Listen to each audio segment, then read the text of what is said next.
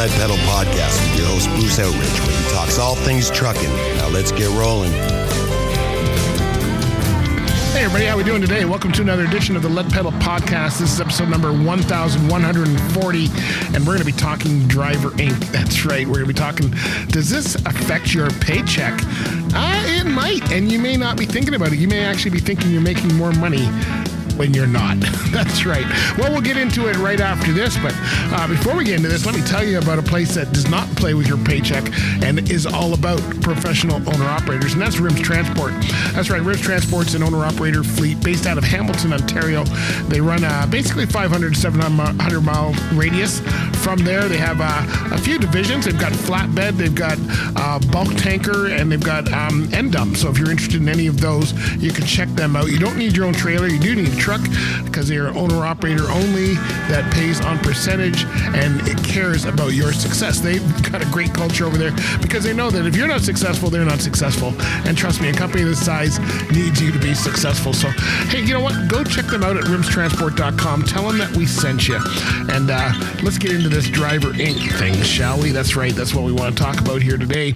So Driver Inc., if you don't know what Driver Inc. is, you probably heard this term and you're going, what is Driver Inc.?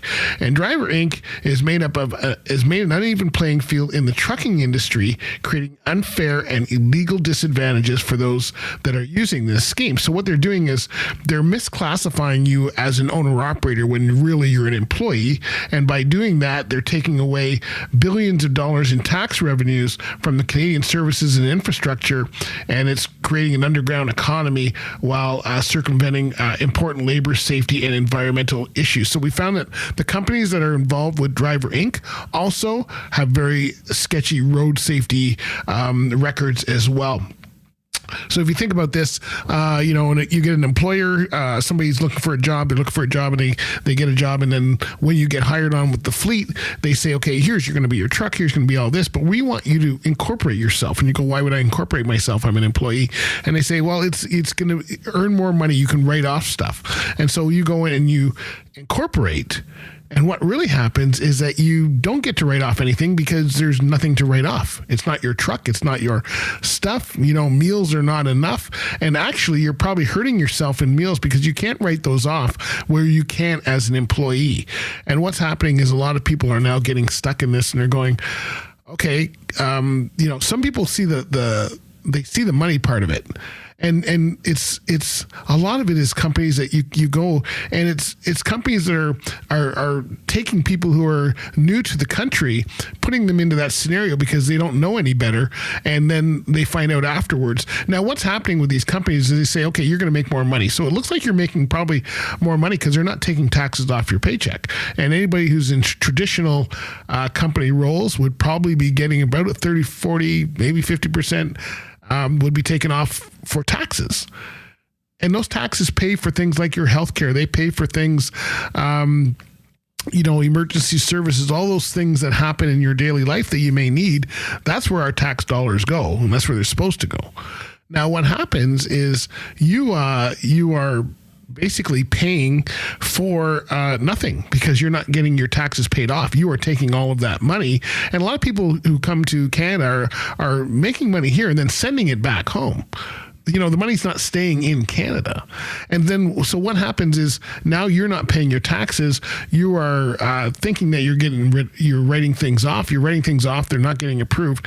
And it's creating a problem for people who are actually doing things properly. Now, CRA just needs to crack down. That's the, Canada Revenue Agency, once they crack down on you. But if they crack down on the company, it doesn't look as bad because they just look like they have a fleet of owner-operators. It's until they start cracking down on the individual persons. That's when they're going to catch these people who are misclassifying themselves and running under Driver Inc. Now, that's just one problem. That's just one problem. The taxes are one problem. The secondary part of it is now where we're seeing a lot of drivers who are not getting paid. That's right. So when you're an owner-operator, you are responsible for a lot of issues to do with your truck and that kind of thing. If you get into an accident, you're responsible for insurance, all of that kind of stuff. When you're under Driver Inc., you're not paying any of that. So if you get into an accident, you have no protection. And what a lot of people are saying is, oh, well, we took all of this money off And they're going, well, why would, you're basically paying for fuel and you're not even owning the truck. Like it's a lot of this stuff. And so now you're starting to see people who are starting to come on the news and say, hey, we haven't been paid for a long time. A lot of time it's because they've been in this Driver Inc. situation. And I found just one clip that came off of the news cycle like this. And I just want to play it for you because it's basically exactly saying what the issue is. These drivers now signed up under Driver Inc. and now they're complaining they're not being paid. Let's go listen to that clip right now. Standards and practices, even going as far to call it theft. What do you want? When we want it? I was so frustrated in being this trucking industry that I decided to just leave the industry. I don't want to work in trucking. I don't want to work in Canada anymore because we are not treated as employees. We are not treated even as a decent human beings. Drivers say that misclassification is a significant widespread issue, resulting in millions of dollars in unpaid wages. We were going to the trucking companies and we were asking for the pays, and then when they were denying that they can't pay on time, so this is a wage theft. So if they are holding the pays for a long time. Where I work at Labor Community Services, we have heard from hundreds of truck drivers and have filed hundreds of cases of drivers that haven't been paid, who have faced things like misclassification, illegal deductions, wage delay, so many issues that they're facing, and it's not just one company, we're seeing it across the industry. Lower wages have contributed to a truck driver shortage of approximately 20,000 in Canada, with more than 6,000 needed in Ontario. It's not the shortage of truck drivers, it's the shortage of the companies who are not paying on time. So a lot of the drivers are telling us that they're leaving the industry because it's not just happening the first time that they get a job, it happens the second time, the third company that they go to, because it's so rampant. So it's gotten to the point where they feel like it's just not worth it to be a part of this industry anymore. In addition, truckers are fighting for stronger laws with regards to safer working conditions. Some companies, they don't have the truck inspections done on the time, so they force the drivers to go on the road before even having the good tires conditions and good road conditions, and they force the drivers to go on the hilly areas and all the stuff on the low wage. City News reached out to the Federal Ministry of Labor for comment, but did not hear back as of Sunday's deadline. At Chinguacousy Park in Brampton, Rob Leth, City News. Hey folks, are you looking to get some good training? Then we suggest Ontario Truck Driving School. That's right, they're one of the leaders in training in Ontario, Canada. They've got 9 locations throughout the province. They've got heavy equipment courses, truck driver courses, bus courses, Class F courses, whatever you need. So you can get all of that done at Ontario Truck Driving School. The best way to find out exactly what they've got going, they can even help you with funding, is to go to otds.com. That's right, otds.com. And if you are a corporate member, maybe you're a company that you're looking for some refresher training, or you're looking for road tests or those kind of things, again, Ontario Truck Driving School can help you there as well. So go to otds.com. Head office is in London, but they got locations all throughout Ontario, and tell them that the Lead Pedal Podcast sent you, because we want you to have the best start to your career. And for us, that's Ontario Truck Driving School. All right, let's get back into Driver Inc. That's right, Driver Inc. is what we're talking about today. And we just played a news clip which came across about drivers not getting paid. And this is going to be a big problem. And I think it's going to grow. As you know, in California, they were talking about misclassifying of people as well. And that's a big thing going on there. And we thought that was going to change the whole industry. Now, of course, one of the people that have been the most boisterous about this is Stephen Laskowski. He's with the Canadian Trucking Alliance and Ontario Trucking Association, and he's calling on the federal and provincial governments to start a series of priorities as far as diverse as tax evasion, and saying that this has to really stop and we have to get on with it. They're cheating these companies that are working in Driver Inc. are cheating the system for the Canada Labor Code, and federal and provincial tax compliance obligations are not optional in this country. It's the law. So he's been talking about this for a long time. He says there's tens of millions of dollars in unpaid taxes that are robbing the society and citizens for better health care. That is one problem. He estimates that there's 50,000 truck drivers in the province that are running this way, which says it would mean the business model denies the government coffers $46 million to $160 million in a year. That's how much money we're losing to Driver Inc. And he says, when considering the evasion of payroll and personal taxes, Driver Inc. carriers often do, the financial loss to the citizen is in the billions. And that's right. Like I say, they are not just cheating their own selves, but they're actually sending the money out of the country a lot of times, so they're cheating all of us. So they're here, they're taking our, they're working, but they're not paying any taxes. But when their family needs health care or whatever, they all go. They're not paying any of the tax structure that they're supposed to. They have no protection as far as employment law goes when they're under Driver Inc. And, the money's going elsewhere. So it's really not fair to the citizens of this company that brought them into the country for a better life. We give them a better life, and now they're taking that life from us. So that's a wrong way to do it. It creates a real unfair when companies are bidding on contracts and stuff, because companies that are not paying their taxes are able to bid a lot lower, taking the jobs away from people who are paying their taxes.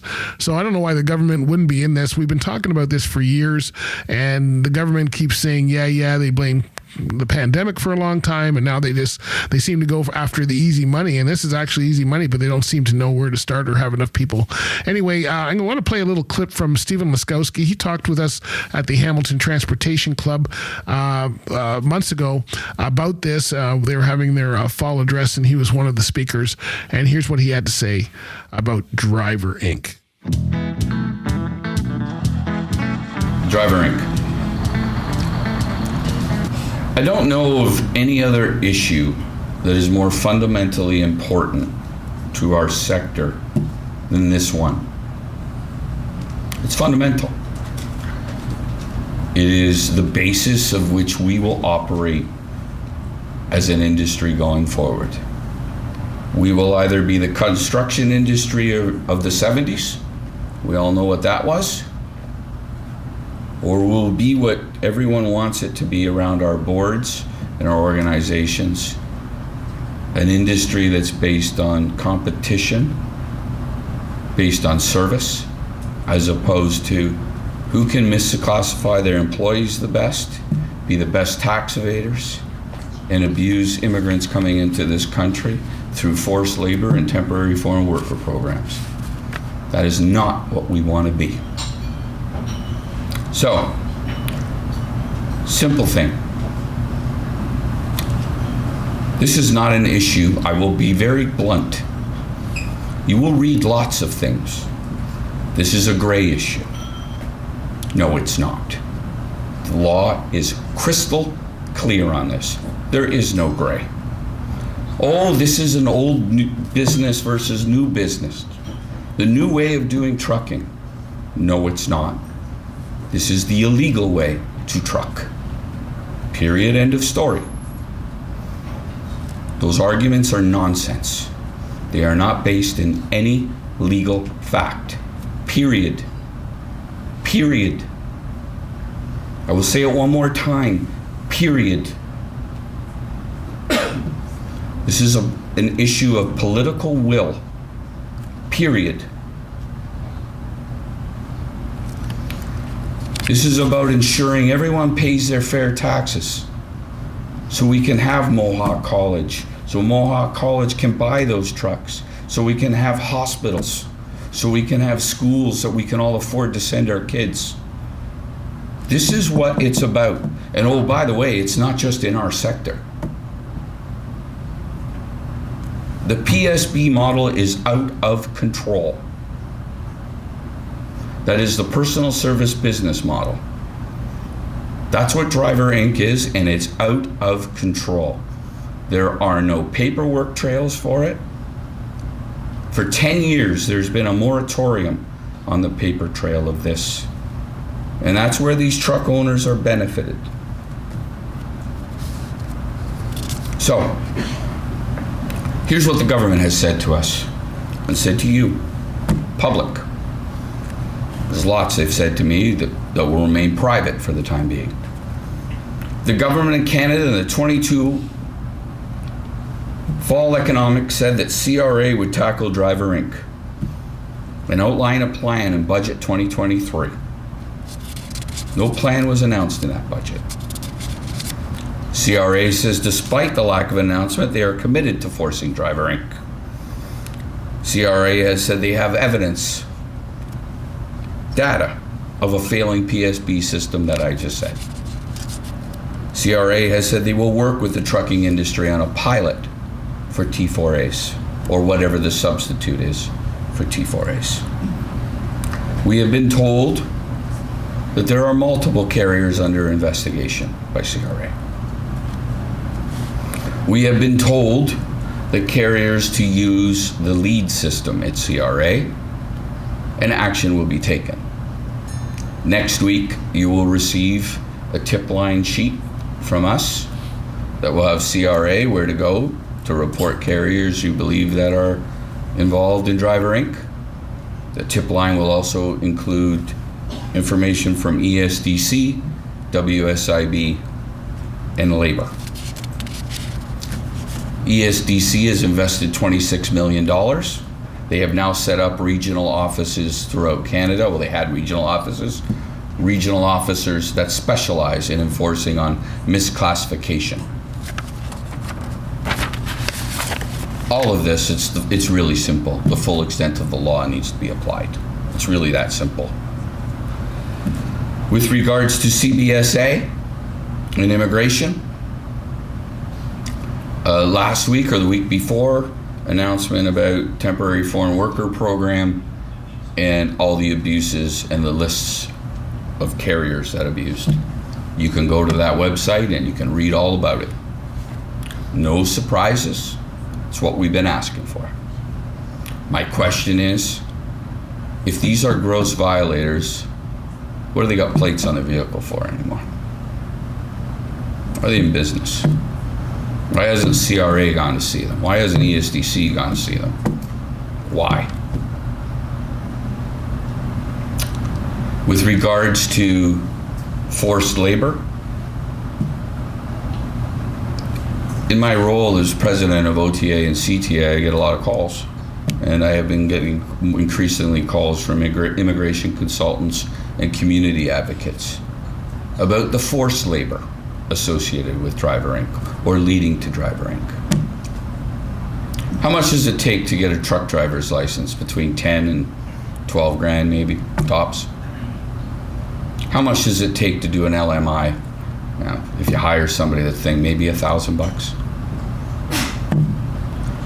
Trucking companies across this country that are the vast majority that are legitimate would kill to have a good truck driver in their truck.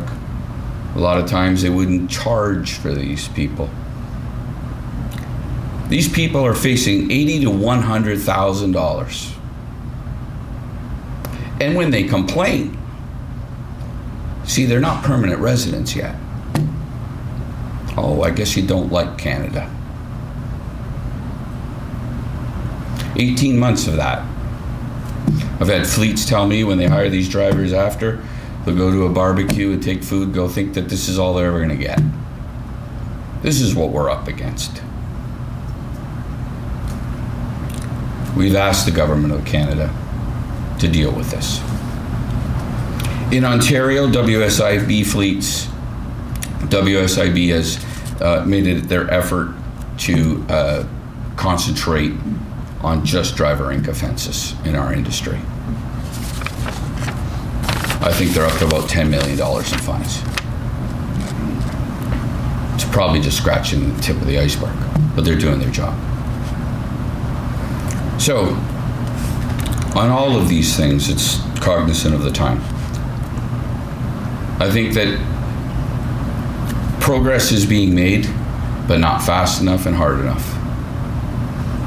In Ottawa, Minister O'Regan committed to doing this, and we will continue to believe that when we see it out in the fields over this fall. We've been told to expect it this fall. CRA has said, have your members report, and we will investigate. The legitimate ones, you know, we all know the name games when people start just naming names. They do their work. So my appeal to everyone in this room that wants to stop Driver Inc., when our tip sheet comes out about where to contact Follow the rules. Follow how you can get this done. And then after you've done that, I want you to book an appointment with your MP and MPP, both. And say, I just did this.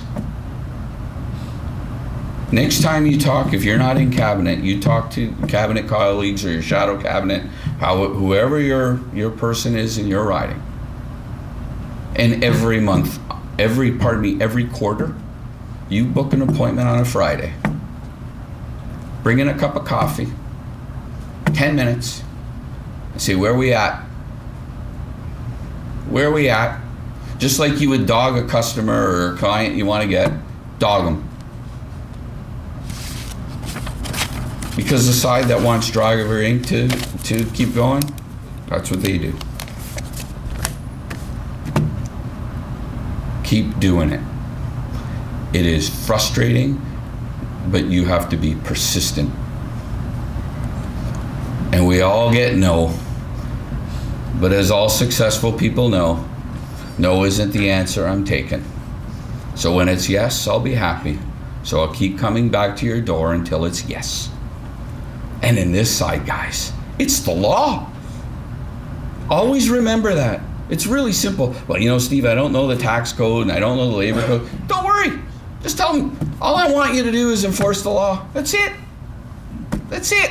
Don't have any, I don't need any legal documents. Just enforce the law. And no yeah buts. There are no yeah buts. So on that note, I'd like to thank everybody. Hey folks, have you heard about Rosedale Transport? That's right, Rosedale Transport is a successful fleet that does not go by Driver Inc. They hire professional drivers, and they have locations all across North America, one in Dalton, Georgia, but most of them are in Canada. They have over 800 employees and been in business for over 50 years. If you're looking for a company that's got an amazing track record, has lots of work from local to highway, and they do take owner-operators if you have your own truck, then you want to check out Rosedale. Go to rosedalegroup.com and check out all the information. Just click on the careers tab.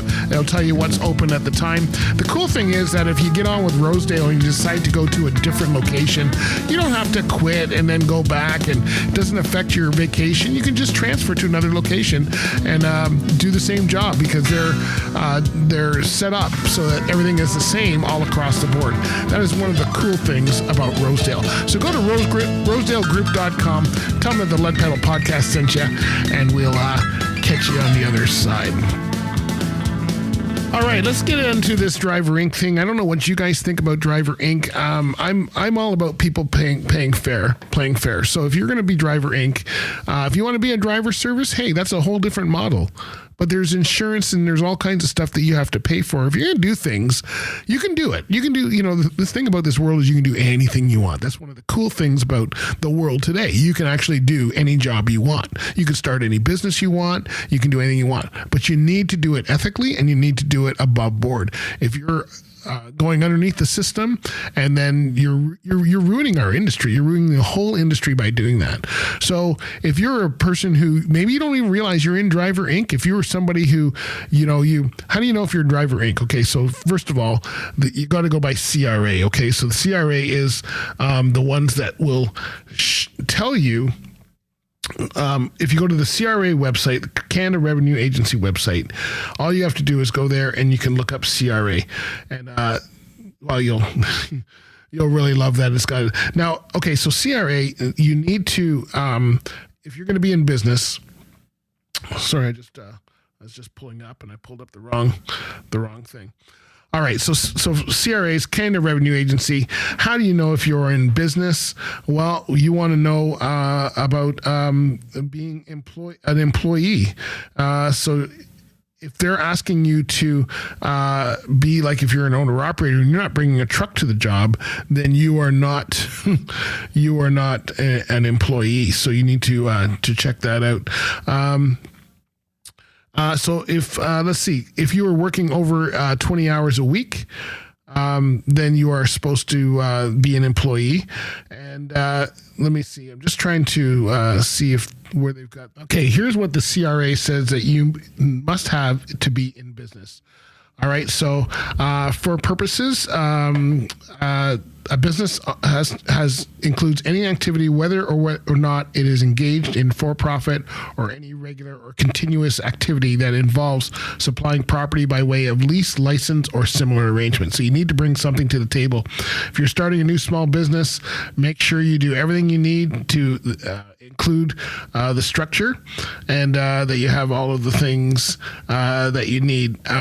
So that you need to bring things. I always tell people you have to show you're in business. You have to be available your business has to be able to be profitable, but also at a loss. So if you have no risk involved in this, then you're probably not in business. If you're not bringing any equipment to the table, you're probably not in business. And if you have if you're not paying any taxes, you're certainly not in business, because even businesses have to pay taxes. So you might need to deal with CRA or whatever. I always tell people, if you are going to be in business, you must have more than one customer. That is one thing if you are only going to the same customer every day, you are not in business.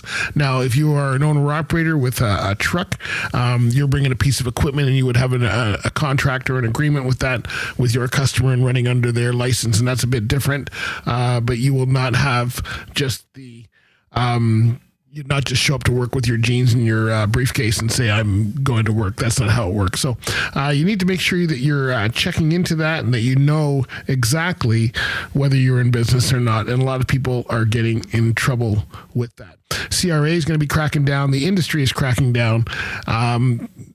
Get yourself set up first. Now, there are legitimate programs like a lease program for owner-operators, those kind of things, which are legal, but you need to do the work. That a lot of companies are not set up that way. They are not.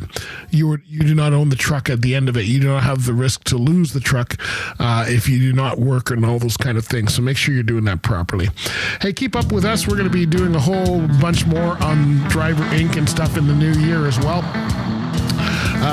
So thanks to Stephen Laskowski for talking with us here, and catch you later, my friends. Hey, follow us on our socials. We got a lot of things changing for 2024. The best way to keep up with us is to follow us on Instagram, Facebook, Twitter, TikTok, LinkedIn, YouTube, and wherever you get your podcast platform. Check out our sister station, Lead Pedal Radio, if you're looking for some great entertainment and music and that kind of thing. That's where you can go. We got some great shows over there. You can find that on the Mixcloud platform. All right, my friends, we'll talk to you later. Be good for now. Bye. This has been another episode of the Lead Pedal Podcast. For more information or to subscribe to the podcast, visit theleadpedalpodcast.com and be sure to follow the podcast on Facebook and Twitter.